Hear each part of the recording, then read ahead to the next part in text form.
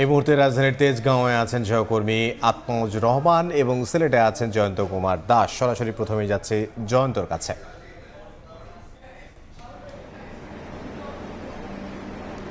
সিলেট বিভাগের ১১৪টি পাম্পে ৩টি ডিপো পদ্মা, মেঘনা এবং যমুনা ৩ ডিপো থেকে তেল সরবরাহ করা হয়।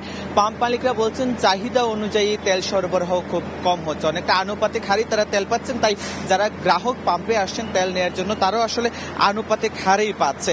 তবে কোনো কোনো জায়গায় আমরা দেখেছি, আমরা সিলেট শহরের এবং শহরের বাইরে বেশ কয়েকটি পাম্প আমরা ঘুরেছি দুপুর থেকে, আমরা সেখানে দেখেছি আসলে একই পাম্পে অকটেল, ডিজেল, পেট্রোল থাকলেও কোনো কোনো পাম্পে অকটেলে ঘাটতি রয়েছে, কোনো কোনো অকটেনে ঘাটতি রয়েছে, কোনো কোনো পাম্পে পেট্রোলে ঘাটতি রয়েছে। তবে আমরা দেখেছি এর পাশের যে পাম্প সেটিতে আবার আছে। কাজেই সিলেটে যে গ্রাহকদের যে চাহিদা, সেই চাহিদা অনুযায়ী তারা আসলে পাম্পে গিয়ে পাচ্ছেন, হয়তো এক পাম্পে না পেলে অন্য পাম্পে পাচ্ছেন। তবে পাম্পে যথেষ্ট পরিমাণ তেল রয়েছে এমনটাই বলছেন। তবে পাম্প মালিকরা আমাদের যে বিষয়টি জানিয়েছেন, অনেকে বলছিলেন যে আসলে যেহেতু মধ্যপ্রাচ্যের যুদ্ধ চলছে এবং একটি চতুর্দিকে একটি সংকট চলছে, কাজে অনেকের ভিতরে একটা প্যানিক এসেছে, যে প্যানিক কাজ করছে যে আসলে তেল সংকট, জ্বালানি তেলের সংকট রয়েছে, ভবিষ্যতে পাবে কিনা। অনেকে চাহিদার বাইরে গিয়েও তার মোটর বাইকের যে ট্যাঙ্কি রয়েছে সেই ট্যাঙ্কে লোড করে নিয়ে যাচ্ছে বা নেওয়ার চেষ্টা করছে, বারবার তারা পাম্পে আসছে, এমনটা আসলে পাম্প মালিকরা অভিযোগ করেছেন। এছাড়া জানিয়ে রাখতে চাই, সিলেটে আসলে বাইক রাইডারদের সংখ্যা কম, কাজেই পাম্পে যে অন্যান্য বাংলাদেশের অন্যান্য জায়গায় যেভাবে আমরা দেখেছি দীর্ঘ লাইন, ঘন্টার পর ঘন্টা অপেক্ষা, ভোগান্তি, সেটি আসলে সিলেটে নেই। সিলেটের সবকটি পাম্পে আমরা ঘুরেছি, দীর্ঘ লাইন নেই। যারা গ্রাহক, যারা চালক রয়েছেন তারা কিন্তু আসছেন এবং তাদের পাম্প থেকে তারা তেল নিয়ে যাচ্ছেন, এমনটা আসলে বলেছেন। আমরা একজন গ্রাহকের সাথে কথা বলেছিলাম, তিনি বলেছিলেন গতকালও তিনি 200 টাকার বেশি তেল নিতে পারছিলেন না, তবে আজকে তারা 500 টাকার তেল চাওয়া মাত্র কিন্তু তারা পাম্প থেকে পাচ্ছেন। কাজেই বাংলাদেশের অন্যান্য অঞ্চলে যে সংকট, সেই সংকটটা আসলে সিলেটে নেই। এবং আমরা একজন পাম্প মালিকের সাথে কথা বলেছিলাম, তিনি বলেছিলেন আসলে 2025 সালে যেভাবে আসলে রেশনিং পদ্ধতিতে দেওয়া হতো সরকারের পক্ষ থেকে, সেই পদ্ধতি অনুসরণ করে এবারও কিন্তু তাদেরকে সেইভাবেই আসলে তেল সরবরাহ করছে। কাজেই ভোগান্তি নিয়ে এখন পর্যন্ত বলা যায় যে আসলে সিলেটে কিন্তু তেলের যে সংকট, সেই সংকটটি নিয়ে অন্যান্য অঞ্চলের মতো। এর আগেও জানিয়ে রাখতে চাই, আসলে আমরা বেশ কয়েকটি পাম্প ঘোরার পর আমরা একই চিত্র দেখেছি যে আসলে অনেক গ্রাহকরা আসলে চাহিদার বাইরে নিয়ে আসলে তেল নিয়ে যাওয়ার চেষ্টা করছে।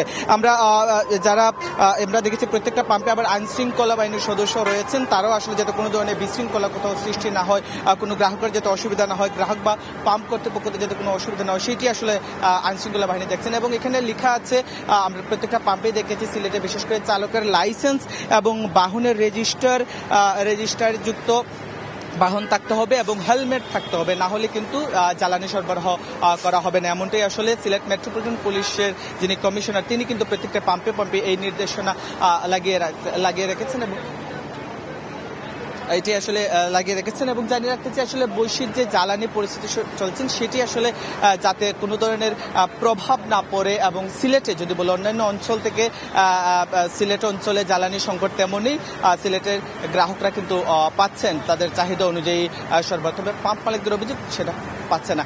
এই মুহূর্তে আমরা চলে যেতে চাই ঢাকাতে, সেখানে আমাদের আরেকজন সহকর্মী অপেক্ষা আছেন, তার কাছ থেকে জানবো সেখানকার খবরাখবর।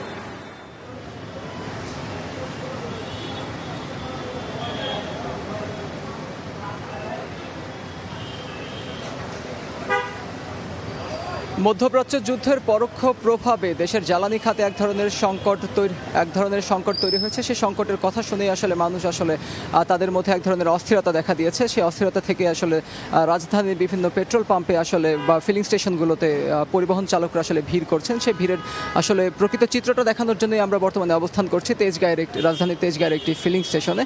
সেখানে এসে আমাদের প্রথমে কথা হয়েছে যারা বিভিন্ন ধরনের পরিবহন চালিয়ে থাকেন, বাইক কিংবা হচ্ছে প্রাইভেট কার, মাইক্রোবাস কিংবা বিভিন্ন ধরনের পরিবহন যারা আসলে চালিয়ে থাকেন। বিশেষ করে এই জ্বালানি সংকটের কারণে বেশি ভোগান্তিতে পড়েছেন যারা আসলে বিভিন্ন ধরনের রাইড শেয়ারিং অ্যাপের মাধ্যমে আসলে তাদের জীবিকা নির্বাহ করে থাকেন। তারা বলছে যে তারা আসলে এই ধরনের সংকটের কারণে তাদের জীবিকার মধ্যে এক ধরনের প্রভাব ফেলছে, কারণ ঘন্টার পর ঘন্টা লাইনে দাঁড়িয়ে থেকে তেল সংগ্রহ করা এবং সেই সংগ্রহের পরে আসলে সেই সময়টা যেই এক ধরনের ক্লান্তিই চলে আসে, তারা সরাসরি এই কথাই বলেছেন। সেই ক্লান্তির কারণে আসলে পরবর্তীতে সেটা তাদের আসলে জীবিকার ক্ষেত্রেই আসলে এক ধরনের প্রভাব ফেলছে। এছাড়া আমরা পাম্প কর্তৃপক্ষের সাথে কথা বলে জেনেছি আজকে তারা আসলে সব মিলে অকটেন পেয়েছে, পেট্রোল পেয়েছে কিংবা ডিজেল, তারা সবগুলোই আসলে 13,500 লিটার করে পেয়েছে। বাইককে দিচ্ছে 500 টাকার করে তেল, অকটেন পেট্রোল দিচ্ছে বাইককে। আর যারা হচ্ছে বিভিন্ন ধরনের গাড়ি রয়েছে প্রাইভেট কারগুলোর বিভিন্ন আকার ভেদে হচ্ছে তারা 2000 থেকে 2500 টাকার পর্যন্ত তেল দিচ্ছে। আর যে বড় গাড়িগুলো রয়েছে পিক আপ কিংবা কাভার্ড ভ্যান এর চেয়ে যে বড় গাড়িগুলো রয়েছে সেই গাড়িগুলোকে তারা 20 থেকে 40 লিটার পর্যায়ক্রমে আকার ভেদে আসলে 60 লিটার পর্যন্ত তেল সরবরাহ করছে।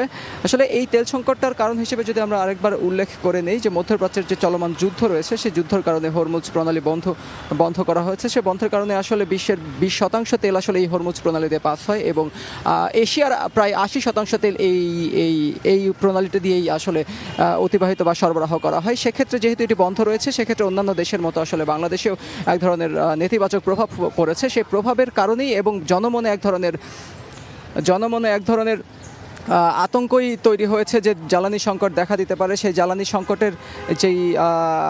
জ্বালানি সংকট থেকেই আসলে তারা বিভিন্নভাবে তেল সংগ্রহ করে তাদের দৈনন্দিন কাজ চালিয়ে যাচ্ছেন। সেক্ষেত্রে আসলে পাম্পগুলোতে এত ভিড়। তো এই ছিল রাজধানীর তেজগাঁও ফিলিং স্টেশন থেকে আমার কাছে সবশেষ তথ্য।